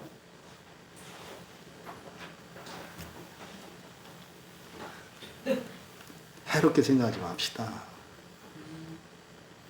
그렇게 하지 못하는 나를 불쌍히 여겨달라고 기도하시고, 그렇게 되고 싶다고 합시다. 정직하게 그냥. 하나님, 내 목숨을 다 내어주는 것처럼 내 아내를 사랑할 수가 없어요. 내 아내가 사랑하려고 해도 너무 못하게 해요. 그래 너무 힘들어요. 조금 이렇게 좀 완화시켜 주든지, 그래도 사랑할 수 있는 제가 되게 해주시든지. 또 뭐 아내 된 여러분들은 제가 뭐 남편 말 들으려고 엄청 했잖아요. 집 2번 말아먹었잖아요. 그러니까 이제 어지간해야죠. 좀 이렇게 믿을 만한 남편을 좀 되게 해주시든지 이렇게 하시라고. 그래도 나는 또 한 번 망해도 남편 말에 복종하고 순종하여 첫째 부활에 가기를 원합니다. 이렇게 할 수 있는 여러분 되시기 바란다는 거예요. 요것만. 자녀들이요, 부모님을 공경하라. 남편들이요, 아내를 사랑해라. 아내들이요, 남편에게 복종하라. 요 3가지만 지켜도요, 교회 달라집니다. 근데 이놈의 교회 것들이 이거를 지겹게도 안 들어. 제가 부목사 할 때 여자 집사들한테 엄청 미움받았던 게 이거 얘기해서 그래요. 남편한테 복종하라고 했다고.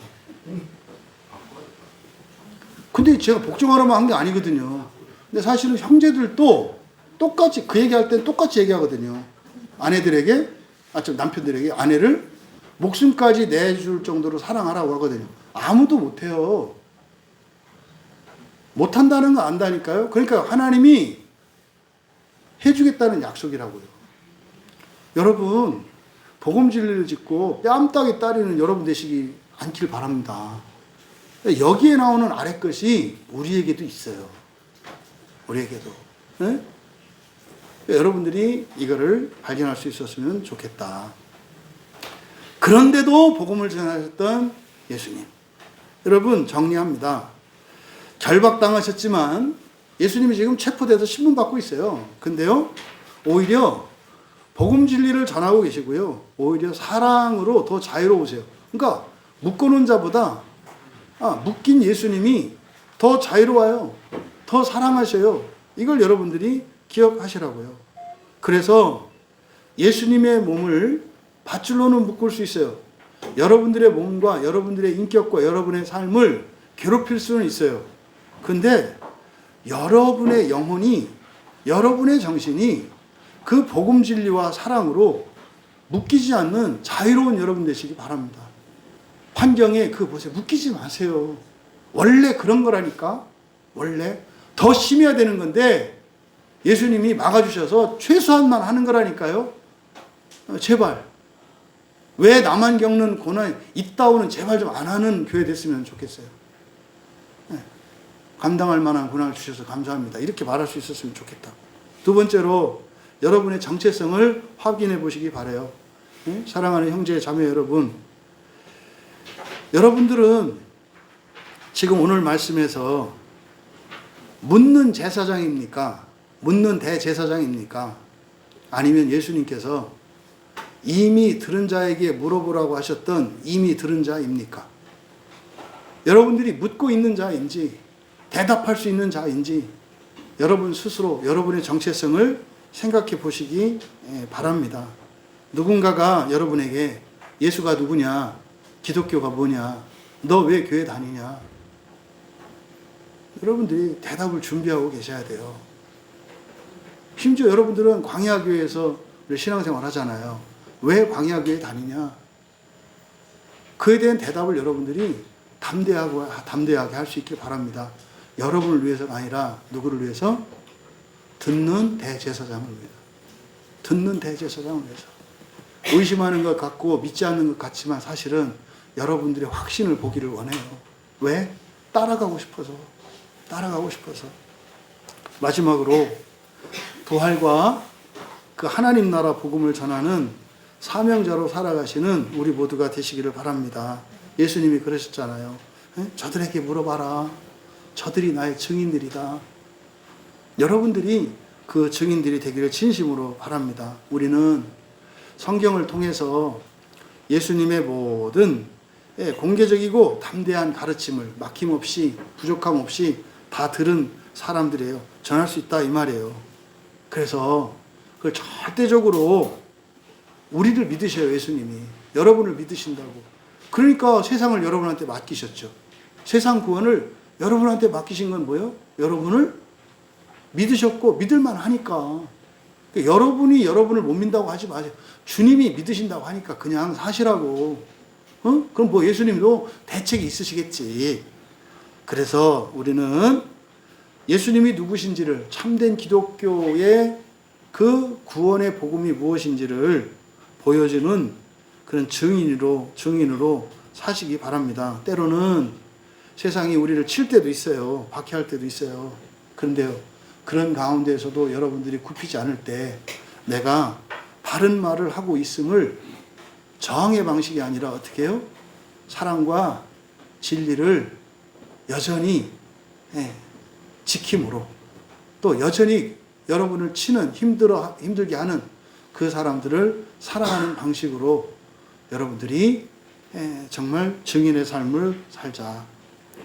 결박당하셨지만 진리로 자유로우셨던 예수님처럼 우리도 세상 속에서 이렇게 당당하게 들은 자로 살아가실 수 있기를. 그래서 이렇게 예수님께 물어보았던 대제사장 같은 사람들이 예수님의 제자가 되고, 또 그들이 이미 들은 자가 되어 또 다른 이들에게 구원의 복음을 전하는 은혜의 일들이 일어나기를 주님의 이름으로 축원합니다. 찬양 준비해 주시기 바라고요. 요한은 이 대제사장에게도 구원의 복음이 전해졌다는 거예요. 예수님을 죽이려고 심판하던 대제사장에게도 구원의 복음이 전해졌다. 그러니까요, 이 세상 모두에게 복음이 전해졌대요. 그러니까 여러분들이 사람들을 대할 때는 어떻게 하셔야 돼요? 그 사람이 가지고 있는 복음이 어떤 가치로, 어떤 지식으로, 어떤 법으로 있는지를 여러분들이 먼저 발견하셔야 돼요. 그리고 나서 복음을 전할 수 있는 거예요. 그냥 일방적으로 예수 그리스도께서 당신의 죄를 위하여 십자가에서 죽으셨습니다. 웬일로 사람을 전과자로 만들어? 내가 웬 예수를 또 죽였대? 그 말도 안 되는 소리 제발 하지 말고, 그들이 가지고 있는 부활과 하나님 나라 복음이 무엇인지, 하지만 그것의 영적인 의미를 알지 못하는 그것을 여러분들이 깨우쳐 주시고, 그래서 정말 그 일이 복음이 복음되기 위하여 하나님이 하신 일이 무엇인지를, 그래서 그 은혜와 사랑을 전할 수 있는 우리 모두 되시기를 주님의 이름으로 축원합니다. 우리 선한 능력으로 함께 찬양합니다.